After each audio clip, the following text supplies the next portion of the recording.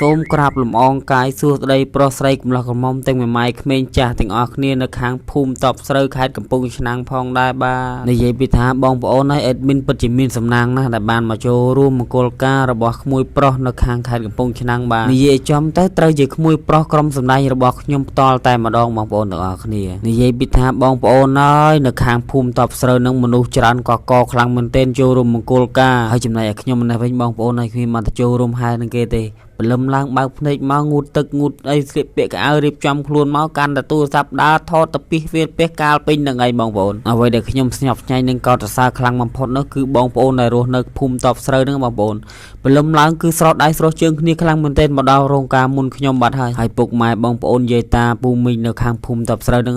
ស្លៀកពាក់ស្អាតខ្លាំងមែនទែនបងប្អូនហើយតោះឥឡូវយើងធីបការរៀបរាប់នេះទុកមួយដេឡៃសិនមើលខ្ញុំចង់សួរទៅកាន់អ្នកអត់មានគូមើលពេលឃើញវីដេអូនេះហើយមានអារម្មណ៍យ៉ាងម៉េចដែរមានអារម្មណ៍ថាចង់ការដូចគេអត់ហើយសម្រាប់កំឡោះកំមុំនៅខាងភូមិតបស្រូវនឹងបើសិនជាឃើញវីដេអូនេះហើយកុំភ្លេចចូលរួមជួយ share ម្នាក់មួយផងមើលបងប្អូនប្រុសស្រីកំឡោះក្រមុំទាំងមេម៉ាយទាំងអស់គ្នាបើឃើញរូបខ្លួនឯងនៅក្នុងវីដេអូនេះហើយកុំភ្លេចចូល comment ម្នាក់មួយផងតោះឥឡូវ admin ផ្អាកការអធិប្បាយសិនចាំមើល admin បើកសំឡេងឲ្យស្ដាប់ទាំងអស់គ្នាមានអារម្មណ៍យ៉ាងម៉េចដែរ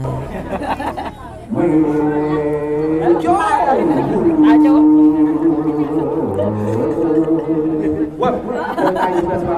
Kerap, pucuk kayak cacat.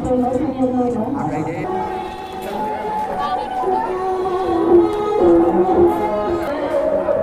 Ayo boy.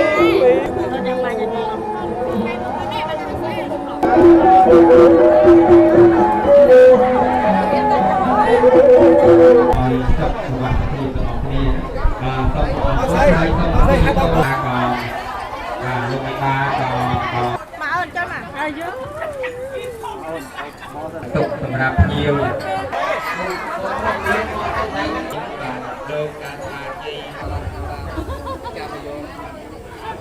បាទបងប្អូនទាំងអស់គ្នាបន្ទាប់ពីហាយជំនូនធ្វើកិច្ចអីផ្សេងរួចមកក៏ឈានដល់ពេលវេលាយើងចូលតុករំរែកសប្បាយជាមួយនឹងបងប្អូនយើងនៅខាងភូមិតបស្រូវនឹងបន្តទៀតទៅបងប្អូនរំតែបានមកឈរជើងកន្លែងវងរំនេះបងប្អូនហើយមិនដឹងលើកអស់ប៉ុន្មានកៅទេហើយបងប្អូនទាំងអស់គ្នាដែលកំពុងតែមើលវីដេអូហ្នឹងឃើញបងប្អូនយើងស្លៀកពាក់កៅអៅបែបហ្នឹងកុំយល់ច្រឡំថាទៅមកពីស្រែចម្ការអីស្លៀកពាក់កៅអៅបែបហ្នឹងមកញ៉ាំការអីណាបងប្អូនការពិតទៅរឿងហ្នឹងវាអញ្ចេះបងប្អូនមូលហេតុដោយសារតែពួកគាត់ហ្នឹងទៅផ្លាស់កៅអៅចេញម្ដងហើយបងប្អូនព្រោះគាត់ស្លៀកពាក់កៅអៅមកញ៉ាំការហ្នឹងរំដូចមិនសូវស្និទ្ធទេតែបងប្អូនទាំងអស់គ្នាងាកមកមើលខាងម៉ែកូនកន្លោះនេះវិញបាទលះល្អណាស់បងប្អូនហើយបងប្អូនទាំងអស់គ្នាមិនបាច់ឆ្ងល់ទេថាម៉េចបាន2 3វីដេអូហើយឃើញតែម៉ែកូនកន្លោះអញ្ចឹងហើយបាត់ឪកូនកន្លោះទៅខាងណាព្រោះដោយសារតែឪកូនកន្លោះហ្នឹងគាត់រវល់កាន់កៅដើរធ្លាក់តាក់ភ្ញៀវបាត់ហើយបងប្អូនហើយចំណែកបងប្រុសសង្ហាអាវជ្រុតសនេះជាមួយនឹងម៉ែកូនកន្លោះហ្នឹងគឺបងប្អូនថ្លៃជាមួយគ្នាទេបងប្អូនបាទឥឡូវនេះគឺថាឈានមកដល់វគ្គការរំម៉ាឌីសុនបាទចង្វាក់ម៉ាឌីសុន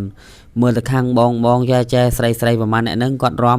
ងាកខ្លួនស្រស់គ្នាល្អណាស់បងប្អូនតែចម្លែកតែបងប្រុសអាវសហ្នឹងគាត់រំងាកឆ្វេងងាកស្ដាំរំចុះឡើងខ្លាចតែតត់គូតគេមួយជើងទេបងប្អូនហើយចំណែកតែខ្ញុំអ្នកឈរថតនេះវិញឃើញយ៉ាងហើយស្រីគូតខ្លាំងមែនតើស្រីគូតជំនួសចែហ្មងមិនដឹងថាជាចង្វាក់ម៉ាឌីសុនរញ៉ៃឬក៏ម៉ាឌីសុនវិញទេបងប្អូនហើយចំណែកឲ្យខ្ញុំមិនដែរវិញបងប្អូនហើយគ្មានបានផ្សេងសូម្បីតែចូលរំជាមួយនឹងពួកបងទេព្រោះដោយសារតែខ្ញុំរវល់តែចាប់ទូរស័ព្ទថតចឹងណាបងប្អូនតែទោះជាយ៉ាងណាក៏សូមអធិស្ឋានអភ័យទោសទៅដល់ខាងម្ចាស់កម្មវិធីខាងឪពុកម្ដាយកូនក្រមុំផងដែរហើយនេះក៏ជាលើកទី1សម្រាប់ខ្ញុំផងដែរបងប្អូនទាំងអស់គ្នាដែលបានទៅចូលរួមមង្គលការក្មួយបង្កើតរបស់កូនក្រុមសម្ដែងរបស់ខ្ញុំផងដែរហើយក៏សូមអរគុណនិងអធិស្ឋានផ្សាយជាថ្មីម្ដងទៀតទៅកាន់បងប្អូននិងពុកម៉ែទាំងអស់គ្នានៅខាងភូមិតបស្រូវនឹងមិនបានដើរថតអស់ទេបងប្អូនហើយព្រោះដោយសារតែជាប់ជុលកៅផងជាប់ថតផងហើយជាប់ដើររាក់ទាក់បងប្អូនយើងប្រហែលអ្នកដែលនៅតុក្បែរហ្នឹងគ្មានបានទៅដើរអីឲ្យសັບកន្លែងនៅក្នុងបរិវេណរោងការហ្នឹងទេបងប្អូនហើយជាលើកទី1ហើយបងប្អូនហើយសប្បាយណាស់គាត់សម្រាប់តែមានលើកទី2សម្រាប់ខ្ញុំទៀតមិនដឹងថាសប្បាយយ៉ាងណាទេ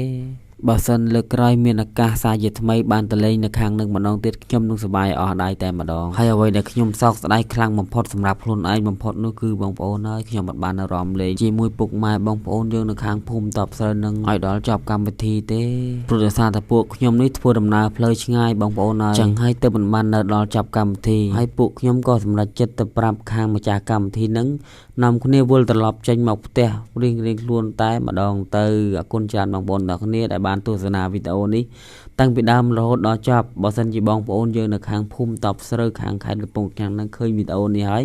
កុំភ្លេចជួយ share ចែកលេខមួយផងអរគុណច្រើន